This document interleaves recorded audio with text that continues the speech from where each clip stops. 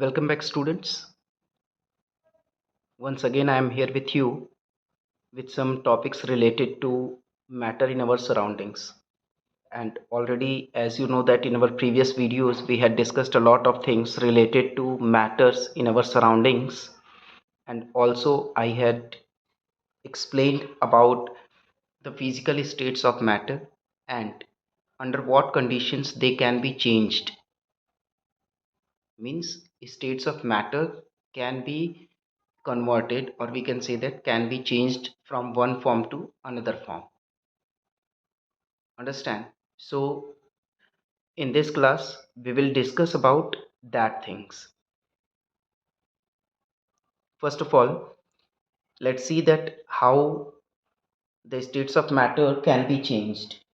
And already I had told you that matter can exist in three forms: solids, liquids, and gaseous state.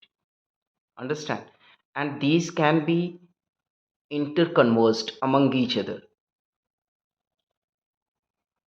Means states of matter को हम एक दूसरे में change कर सकते हैं, कन्वर्ट कर सकते हैं. कैसे कर सकते हैं? So for that we can adopt two ways. First one is by changing the temperature and another one is by changing the pressure. Got it? So first of all let's see about the effect of change of temperature. किस तरह से temperature का effect होगा? अगर temperature change होता है तो क्या होगा? First one is solid to liquid change. Means solid से लिक्विड में चेंज करेंगे. कैसे चेंज होगा उसको देख लीजिए. ये एक ऐसा प्रोसेस होता है जिसमें कि सॉलिड सब्सटेंस जो होता है वो क्या होता है, दैट गेट्स चेंज्ड इनटू और converted into a liquid, and for that we have to heat the solid. Understand? Means हमें क्या करना होता है, हीट प्रोवाइड करनी होती है. And this process is also called as melting और फ्यूज़न. हम इसे मेल्टिंग या फिर फ्यूज़न भी बोल सकते हैं. And the temperature at which the process of melting, ये जो प्रोसेस होता है मेल्टिंग का, जिस टेम्परेचर पे, जिस पर्टिकुलर टेम्परेचर पे होता है at atmospheric pressure, means normal जो प्रेशर है भाई इस पे होता है, उसे हम क्या बोलते हैं, उस पॉइंट को, उस टेम्परेचर को हम melting point of the substance बोलते हैं. Understand? The next thing is what will happen when we heat a solid. Solid को अगर हम हीट करेंगे तो क्या होगा? सो first of all let's see here, the melting point of a solid is a measure of the force of attraction between its particles. Means जो melting point है solid का, ये क्या है?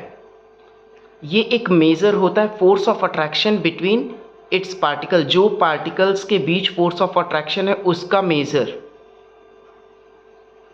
अंडरस्टैंड? तो ऐसा क्यों बोला गया है?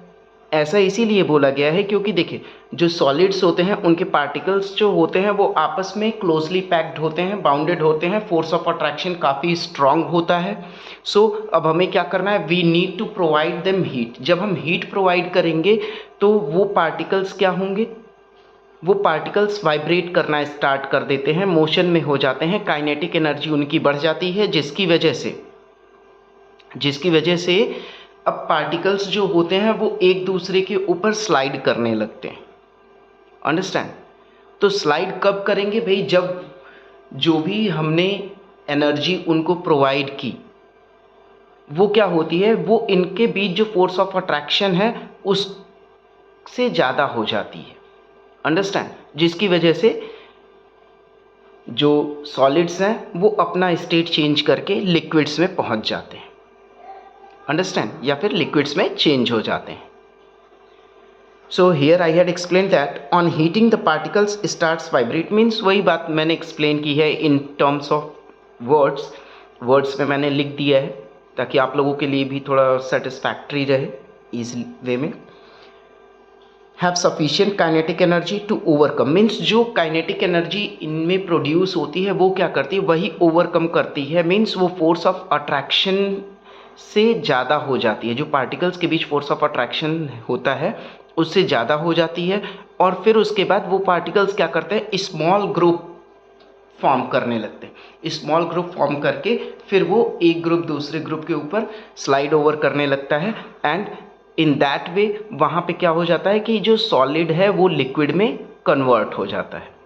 Understand? The next thing is liquid to gas change. Liquid से गैस में कैसे चेंज होता है भाई? सो फर्स्ट ऑफ ऑल आप इस चीज़ को जान लीजिए कि लिक्विड से जो गैस में चेंज होता है इस प्रोसेस को हम क्या बोलते हैं? The process in which a liquid substance change into a gas, यानी ऐसा प्रोसेस जिसमें कि लिक्विड सब्सटेंस गैस में चेंज होगा हीट करने पे, उसे हम क्या बोलते हैं? बॉइलिंग बोलते हैं, और we also call it as vaporization. And next thing is boiling point किसे बोलेंगे हम? लिक्विड का बॉइलिंग पॉइंट क्या होगा? तो लिक्विड का बॉइलिंग पॉइंट होता है वही टेम्परेचर जिस टेम्परेचर पे बॉइलिंग का प्रोसेस जो है वो नॉर्मल यानी एटमॉस्फेरिक प्रेशर पे होने लगता है। Means the temperature at which the process of boiling occurs. जिस भी टेम्परेचर पे बॉइलिंग का प्रोसेस होने लगेगा उसे ही हम क्या बोलते हैं? Boiling point of the liquid बोलते हैं। Understand? And in this process also we need to supply heat. Understand? अब यहाँ पे भी क्या होता है, जब हम हीट करेंगे तो यहाँ पे भी यही सेम कंडीशंस होती हैं। मीन्स जो पार्टिकल्स होते हैं, पार्टिकल्स ऑफ द लिक्विड, वो क्या करते हैं कि वो मोशन में हो जाते हैं। ठीक है, मोशन में होंगे तो काइनेटिक एनर्जी ज़्यादा होती है and that kinetic energy overcomes the force of attraction between the particles and then the liquid gets converted into steam और वेपर। अंडरस्टैंड?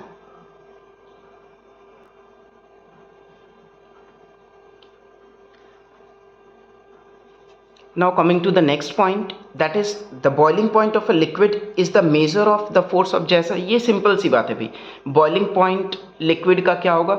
वो जो force of attraction between particles of liquid होता है उसी का मेजर होता है।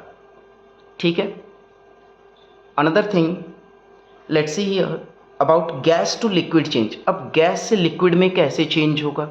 तो इस प्रोसेस के लिए हमें क्या करना है? इस प्रोसेस में क्या होता है, हम गैस को कूल करते हैं, कंडेंस करते हैं, and this process is termed as condensation. ये सिंपल टर्म्स हैं जो कि आप लोग मतलब प्रीवियस क्लासेस में मीन्स जूनियर क्लासेस में भी ये चीज़ें पढ़ चुके हैं। The process of changing a gas और vapour into a liquid by cooling it is called condensation. Means ऐसा प्रोसेस जिसमें गैस या वेपर को हम लिक्विड में चेंज करते हैं by cooling, it is called as condensation. And किस तरह से ये कंडेंसेशन होता है? जैसे ही हम टेम्परेचर लोअर करेंगे, means on lowering the temperature या कूलिंग ऑफ अ गैस, उसके पार्टिकल्स जो मूवमेंट होता है पार्टिकल्स का, दैट गेट्स स्लोअर, वो स्लो डाउन हो जाता है। अब स्लो डाउन होने की वजह से अब उनमें से क्या होती है, काइनेटिक एनर्जी जो होती है वो आप लूज कर देते हैं। Understand? They are not able to produce as much kinetic energy as they are in free state. भाई जब फ्री थे तो वो फ्रीली मूव कर रहे थे, वहाँ पे काइनेटिक एनर्जी ज़्यादा प्रोड्यूस कर रहे थे, बट यहाँ पे क्या हो गया कि अब वो बाउंडेड होने लगते हैं। ठीक है, बंद से जाते हैं। Because of that particles come closer and gets attracted, और इसकी वजह से क्या होता है, पार्टिकल्स जो है वो क्लोज हो जाते हैं आपस में, और फिर ये क्या फॉर्म करते हैं, they form a liquid. Understand? Another thing is with us that liquid to solid change. Liquid से सॉलिड में कैसे चेंज होगा भाई? तो यहाँ पे भी देखो एक नॉर्मल सी चीज़ है जो घर में हम सभी अपनी रेगुलर एक्टिविटी में करते हैं कि भाई फ्रिज में हम जाते हैं, वाटर रख देते हैं, आफ्टर सम टाइम वो क्या होता है, that gets converted into ice, है ना। So here also let's see liquid to solid change. This process is termed as freezing. इस प्रोसेस को हम फ्रीजिंग बोलते हैं या फिर सॉलिडिफिकेशन भी बोला जाता है, क्योंकि लिक्विड को हम सॉलिड स्टेट में कन्वर्ट कर रहे हैं। And it is the reverse of melting. ये मेल्टिंग का ही रिवर्स प्रोसेस है। अंडरस्टैंड? इसीलिए क्या बोला जाता है कि जो फ्रीजिंग पॉइंट है लिक्विड का, that is same as the melting point of its solid form. Means freezing point of liquid its same as the melting point of its solid form. इसका मतलब ये हो जाता है कि वाटर का फ्रीजिंग पॉइंट और आइस का melting point that will be the same. Understand? Now moving towards the next topic, that is latent heat. Latent means बेटा हिडन होता है. लैटेंट जो वर्ड है it means hidden. So what does the latent heat means? It means the heat energy required to change the state of a substance. Means वो heat energy जो required होती है किसी भी सब्सटेंस का स्टेट चेंज करने के लिए, उसे हम क्या बोलते हैं? लैटेंट हीट बोलते हैं. अंडरस्टैंड? मीन्स एक स्टेट से दूसरे स्टेट में चेंज होने के लिए अगर सब्सटेंस जो भी अमाउंट ऑफ हीट कंज्यूम करता है, यूज़ करता है, यूटिलाइज करता है, that heat is termed as latent heat. वो एनर्जी जो होती है वो लैटेंट हीट कही जाती है. And it does not cause a rise in the temperature of the substance. Latent heat जो होती है ये कभी भी सब्सटेंस के टेम्परेचर में किसी भी टाइप का कोई भी राइज नहीं होने देती है. मीन्स कोई भी चढ़ाव नहीं आने देती है. मीन्स टेम्परेचर सब्सटेंस का बिल्कुल भी नहीं बढ़ता है. और ऐसा इसीलिए होता है क्योंकि जो लैटेंट हीट है वो यूज्ड अप हो जाती है in overcoming the force of attraction between the particles. Means जो पार्टिकल्स के बीच फोर्स ऑफ अट्रैक्शन है उसी को ये इक्वलाइज करने में कंज्यूम हो जाती है. Understand? And it is of two types. ये क्या है? ये भी दो टाइप की होती है. First one is latent heat of fusion and second one is latent heat of vaporization. Understand? Let's see about latent heat of fusion. इसमें क्या है भाई कि the latent heat of fusion or melting of a solid means fusion का मतलब हमने पढ़ा भी था कि fusion और melting और fusion that are same terms means synonyms है भाई. So latent heat of fusion is quantity of heat in joules. Heat जो है it is a form of energy जिसको कि हम जूल्स में मेज़र करते हैं. ठीक है, तो लैटेंट हीट जो है वो quantity of energy, quantity of heat होगी जूल के फॉर्म में. ठीक है, रिक्वायर टू कन्वर्ट, जिसकी ज़रूरत होती है 1 kg सॉलिड को लिक्विड सब्सटेंस में या लिक्विड मैटर में चेंज करने के लिए, लिक्विड स्टेट में चेंज करने के लिए. ठीक है, without any change in temperature. यहाँ पे टेम्परेचर में कोई भी चेंज नहीं होगा. अंडरस्टैंड? ऑलरेडी आप लोग पढ़ चुके हैं कि लैटेंट हीट जो होती है it doesn't cause a rise in the temperature of a substance. Substance के टेम्परेचर में ये किसी भी टाइप का राइज नहीं करने देगी. Understand? Next thing, ice at 0 degree Celsius is more effective than water at 0 degree Celsius in cooling. अब ये टर्म देखो इंपॉर्टेंट है, ये कभी कभी क्वेश्चंस भी पूछे जाते हैं कि ऐसा क्यों होता है कि जो आइस है वो 0 डिग्री सेल्सियस पे ज़्यादा इफेक्टिव होता है in comparison to water at 0 degree Celsius in cooling, ठंडा करने में. ठीक है, तो इसका रीज़न क्या है भाई? A solid absorbs heat to form a liquid. यानी सॉलिड जो है मीन्स आइस है वो क्या करेगा? वो हीट एब्जॉर्ब करेगा. ठीक है, क्यों? क्योंकि उसे क्या करना है भाई? उसे लिक्विड में चेंज होना है. जबकि हीट इज गिवन आउट, जबकि लिक्विड जो होता है जब वो फ्रीज करता है सॉलिड बनने के लिए तो वहाँ पे क्या होता है? वहाँ पे energy is being given out. Understand? वहाँ पे एनर्जी रिलीज होती है. मीन्स एक तरह से समझ लिया जाए कि एक जगह पे एनर्जी एब्जॉर्ब हो रही है और दूसरी जगह पे एनर्जी रिलीज हो रही है. तो भाई जहाँ पे एनर्जी एब्जॉर्ब हो रही है that will be more effective. Understand? वो क्या होगा? वो ज़्यादा इफेक्टिव होगा. Got it? Next thing is latent heat of vaporization. Latent heat of vaporization क्या है? Same thing means the amount of heat, the quantity of heat in joules required to convert 1 kg of liquid to vapor or gas. यानी 1 kg liquid को vapour या gas में change करने के लिए जो क्वांटिटी ऑफ हीट एनर्जी चाहिए उसे हम क्या बोलते हैं? Latent heat of vaporization. Understand? And what will happen here? Here also there is no any change in the temperature. Temperature में कोई भी चेंज आपको देखने को नहीं मिलेगा. You can see in the given diagrams how during the latent heat of fusion and during the latent heat of vaporization किस तरह से, मतलब जैसे जब एक्टिविटीज़ की जा रही हैं कि वाटर को बॉयल किया जा रहा है या फिर सॉलिड को यानी आइस को वाटर में कन्वर्ट किया जा रहा है, तो वहाँ पे आप गिवन डायग्राम की हेल्प से देख सकते हैं कि कोई भी किसी भी टाइप का राइज इन टेम्परेचर आपको देखने को नहीं मिलेगा। Understand? And practically we can do it also, practically भी हम इसे करके देख सकते हैं। अंडरस्टैंड? तो यहाँ पे होता क्या है कि जब वाटर स्टीम में चेंज होता है, when water change into steam, heat is absorbed, heat absorb होती है, जबकि heat is given out when steam, जब स्टीम जो है वो लिक्विड में चेंज होगा तो वहाँ पे क्या होती है, heat is given out means heat release हो रही है। तो भाई सीधी सी बात है, जहाँ पे हीट एब्जॉर्ब हो रही है that will be more affective, and that's why the burns caused by steam are much severe. और इसी वजह से ये कहा जाता है कि जो बर्न्स होती हैं, जल जाते हैं, अगर स्टीम से, भाप से अगर हम जल रहे हैं, वो क्या होता है, वो काफ़ी सीवियर होता है, बहुत ही खतरनाक होता है। Then those caused by boiling water, भाई बॉइलिंग वाटर गिर जाएगा, that will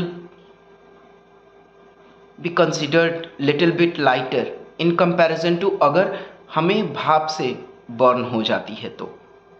understand? Because of steam gives out more heat, क्योंकि स्टीम जो है वो काफ़ी ज़्यादा हीट गिव आउट कर देती है in comparison to the boiling water. Got it? The next topic is sublimation. Next topic है हमारा सब्लिमेशन का।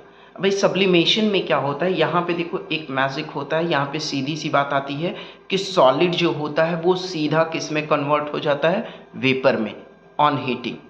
Understand? And vapour into solid, और वेपर क्या होगा, वेपर सॉलिड में डायरेक्टली चेंज हो जाएगा ऑन कूलिंग। अगर हीट कर दिया तो सॉलिड डायरेक्टली वेपर में, और अगर कूल कर दिया तो वेपर डायरेक्टली सॉलिड में। अगर ऐसे चेंजेस हमको देखने को मिल रहे हैं then it is termed as sublimation. अब यहाँ पे भी दो चीज़ें होती हैं, दो टर्म्स हैं, एक सब्लाइम है and another one is sublimate. एक सब्लाइम है, दूसरा सब्लिमेट है। मीन्स ऐसा जो भी सॉलिड सब्सटेंस जो है जो कि सब्लिमेशन में होगा, ठीक है, सब्लिमेशन जिसका होगा जिस सॉलिड सब्सटेंस का, मीन्स अगर कोई सब्सटेंस हमने लिया है, सॉलिड सब्सटेंस है, वो वेपर में कन्वर्ट हो रहा है, देन हम उस सॉलिड सब्सटेंस को बोलेंगे कि दैट इज अ सब्लाइम, उसे हम क्या बोलते हैं, सब्लाइम बोलते हैं। एंड अगर किसी वेपर को कूल करने के बाद जो सॉलिड ऑब्टेन हो रहा है that is termed as sublimate, उसे हम क्या बोलेंगे, सब्लिमेट बोलेंगे। अंडरस्टैंड? ये हमारा है सब्लिमेशन। सब्लिमेशन में दो चीज़ें होती हैं, एक सब्लाइम होता है और एक सब्लिमेट होता है। Understand? In the given diagram you can C, diagram जो गिवन है भाई आप उसमें देख सकते हैं कि किस तरह से सॉलिड आयोडीन जो है दैट सब्लाइम्स ऑन हीटिंग, अगर हम सॉलिड आयोडीन को हीट कर देंगे तो वो किस तरह से वेपर के फॉर्म में कन्वर्ट हो जा रहा है। अंडरस्टैंड? सो हियर जो सॉलिड आयोडीन है that is a sublime. Got it? वो क्या होगा, वो एक सब्लाइम होगा। Understand? And similarly for example you have used at your homes camphor, camphor का भी आप लोगों ने यूज़ किया होगा, या फिर नैप्थलीन बॉल्स हैं इनका यूज़ किया होगा। Then these are termed as sublimes, ये क्या कही जाती हैं, दीज आर सब्लाइम्स। अंडरस्टैंड? तो ये बातें थी कि किस तरह से मतलब हम टेम्परेचर को या टेम्परेचर के अफेक्ट्स को देख सकते हैं, यानी टेम्परेचर की हेल्प से किस तरह से हम स्टेट्स ऑफ मैटर में कन्वर्जन देख सकते हैं। And now I am going to introduce a diagram, triangular diagram in front of you that shows the interconversion of three states of matter। सामने आप देखिए, आपके सामने है कि किस तरह से एक ट्रायंगुलर फॉर्म में interconversion of one state of matter to another state of matter दिखाया गया है। Understand? Now the next thing is effect of change of pressure. Pressure का चेंज, अगर प्रेशर को हम चेंज करते हैं तो उसका क्या इफेक्ट होगा। Here just see, gases can be liquefied by applying pressure and lowering temperature. भाई यहाँ पे सीधा सा कॉन्सेप्ट है कि गैसेस को हम लिक्विफाइड यानी गैस को हम लिक्विड के फॉर्म में कन्वर्ट कर सकते हैं अगर प्रेशर अप्लाई करें और टेम्परेचर को हम लोअर कर दें तो टेम्परेचर को हम क्या करेंगे, कम कर देंगे, प्रेशर को हम बढ़ा दें। Understand? Now just see a diagram is in front of you. एक डायग्राम है, सिंपली उसकी हेल्प से हम समझ सकते हैं कि किस तरह से मतलब ये चेंजेस देखने को मिल जाते हैं। Let's see the diagram.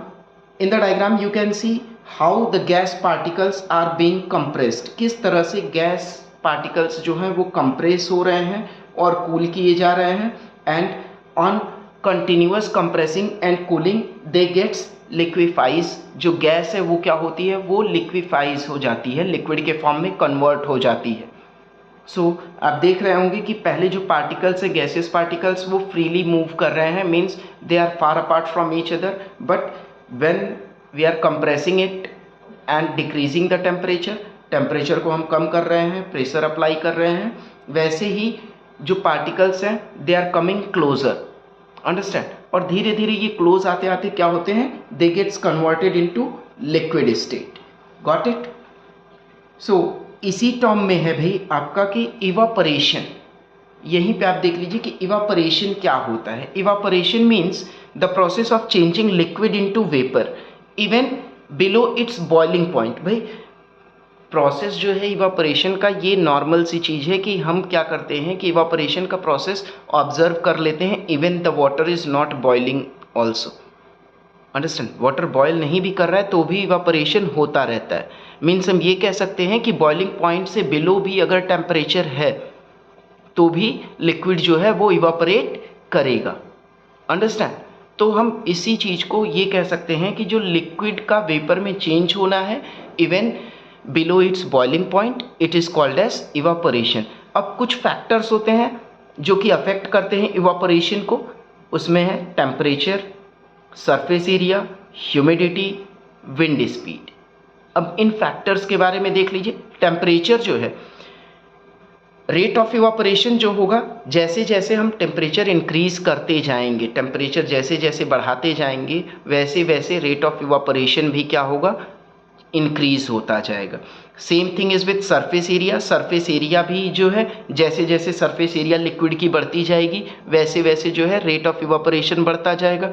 Humidity के टर्म्स में होता है कि जब ह्यूमिडिटी हाई होती है तो रेट ऑफ इवापोरेशन लो हो जाएगा, and when the humidity is low, जब ह्यूमिडिटी जो है वो लो होगी तो रेट ऑफ इवापोरेशन क्या हो जाएगा, हाई हो जाएगा।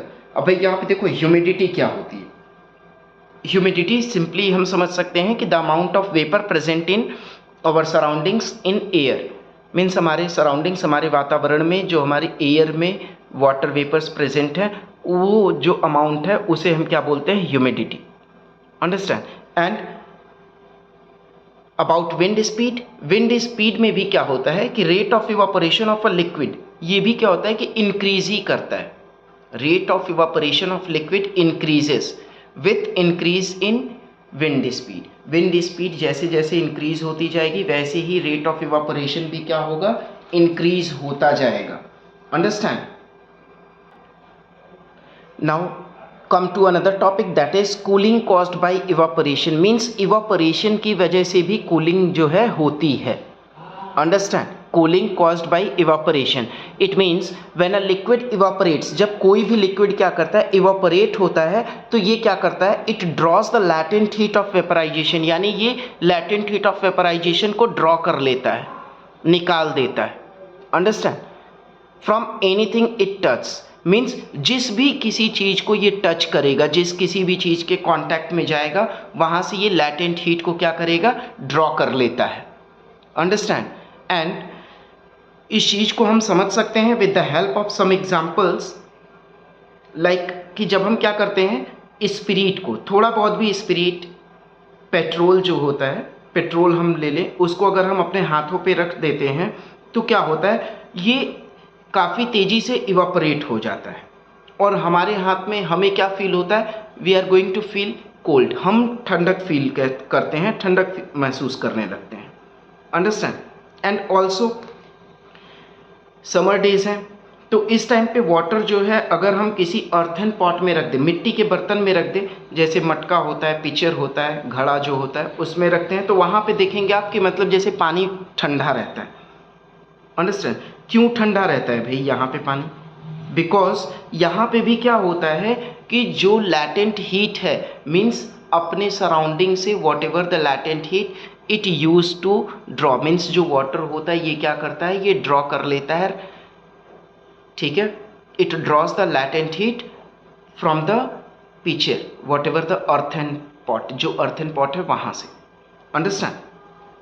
अब यहाँ पे होता क्या है, यहाँ पे जो वाटर होता है वो किस में कन्वर्ट होने लगता है, वो इवापोरेट होने लगता है and takes the latent heat. फिर क्या करता है, वो लैटेंट हीट जो होता है वो उसे क्या करता है, ले लेता है, ठीक है, फ्रॉम द अर्थन पॉट, यानी अर्थन पॉट से जो भी लैटेंट हीट रिक्वायर्ड होती है उसको ये वाटर ले लेता है, ठीक है।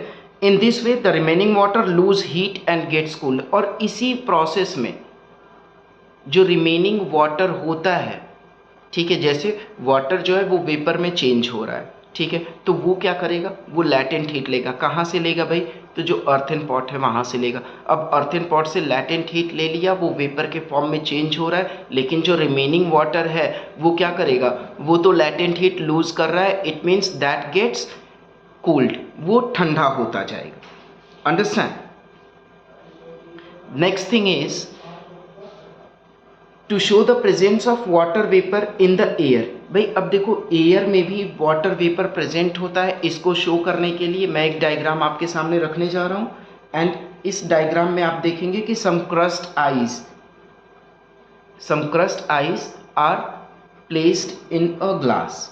एक स्टील का टम्बलर, नॉर्मली आप लोग घर में भी ऑब्जर्व करते होंगे कि अगर ठंडा पानी या आइस वगैरह आप अगर स्टील की ग्लास में रख दीजिए तो आप देखेंगे कि जो उसकी वॉल्स होती हैं उस पर छोटे छोटे टिनी ड्रॉप्स आपको देखने को मिल जाते हैं। It is because of the evaporation. Understand? और यही शो करता है कि नहीं, हमारी जो सराउंडिंग्स है उसमें जो है वाटर वेपर प्रेजेंट होते हैं। अंडरस्टैंड? तो होता क्या है कि water vapour comes into the air from the evaporation of water present in the ponds, lakes, rivers and ocean. हमारे आसपास के वातावरण में भाई वाटर वेपर के फॉर्म में कहाँ से आएगा, तो जो भी सरफेस वाटर प्रेजेंट है वहीं से आने वाला है। और ये क्या होता है, वेपर के फॉर्म में हैंग करता रहता है, ठीक है। जब वेपर के फॉर्म में हैंग करता रहता है तो अगर इसको हम ऐसा सराउंडिंग, ऐसा एटमॉस्फेयर प्रोवाइड कर दे कि वो काफ़ी कूलेस्ट हो, ठंडा हो, तो वो वेपर क्या होगा, कंडेंस हो जाएगा। अंडरस्टैंड? अब कंडेंस होने के बाद वो क्या होगा, लिक्विड में कन्वर्ट हो जाएगा। Got it? After all this things, अभी तक इस पूरे चैप्टर में हम लोगों ने यही पढ़ा कि नहीं भाई 3 स्टेट्स ऑफ मैटर है, सॉलिड है, लिक्विड है, गैस है, but there are 2 more states of matter. 2 और भी स्टेट्स ऑफ मैटर हैं। First one is plasma and another one is Bose Einstein condensate. Understand? एक प्लाज्मा है, दूसरा है Bose Einstein condensate. First of all have a look over the plasma. Plasma क्या है भाई, it is the 4th state of matter, इसको हम 4th स्टेट ऑफ मैटर भी बोलते हैं and it is a mixture of free electrons and ions. ये ions और इलेक्ट्रॉन्स का मिक्सचर है। Understand? Ions and free electrons का एक कॉम्बिनेशन है and it occurs naturally in the stars. Stars में ये नेचुरली ऑकर होता है, जिसकी वजह से जो स्टार्स हैं, even the sun that glows, sun जो ग्लो करता है, ठीक है, वो because of this plasma. Understand? Next thing is Bose Einstein condensate. This is BEC, इसको इन शॉर्ट BEC भी बोला जाता है। इसके लिए क्या हुआ था भाई कि 1920 में इंडियन साइंटिस्ट थे सत्येंद्र नाथ बोस, इन्होंने कुछ कैलकुलेशंस परफॉर्म की थी और उस कैलकुलेशंस के बेस पे ये बताया था कि नहीं 5th स्टेट ऑफ मैटर भी जो है वो एग्जिस्ट करता है। एंड फर्दर इसके बाद एल्बर्ट आइंस्टीन ने इनकी कैलकुलेशंस के ऊपर स्टडी किया और उसे भी क्या किया, एक पर्टिकुलर नेम दे दिया कि नहीं हाँ 5th स्टेट ऑफ मैटर भी है and that will be known as Bose Einstein condensate. उसे हम बोस-आइंस्टीन कंडेंसेट के नाम से जानेंगे। लेकिन अब इन दोनों की जो भी स्टडी, जो भी ऑब्जर्वेशंस थी, उसको किसने अचीव किया, किसने फाइनलाइज किया? They were the scientists of USA, Cornell, Ketterle and Wieman. इन्होंने क्या किया, एक गैस को कूल किया, एक्सट्रीमली लो डेंसिटी गैस जो थी, जिसकी डेंसिटी काफ़ी कम थी, जिसको कि इन्होंने काफ़ी सुपर लो टेम्परेचर तक कूल किया।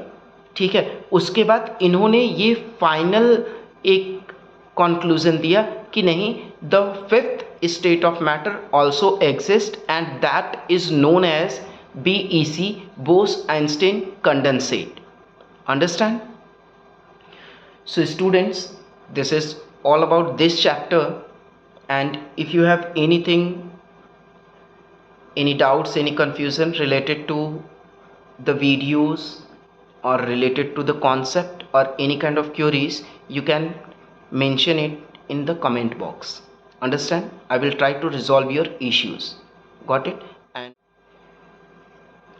soon we will start the next chapter, that is matter around us pure?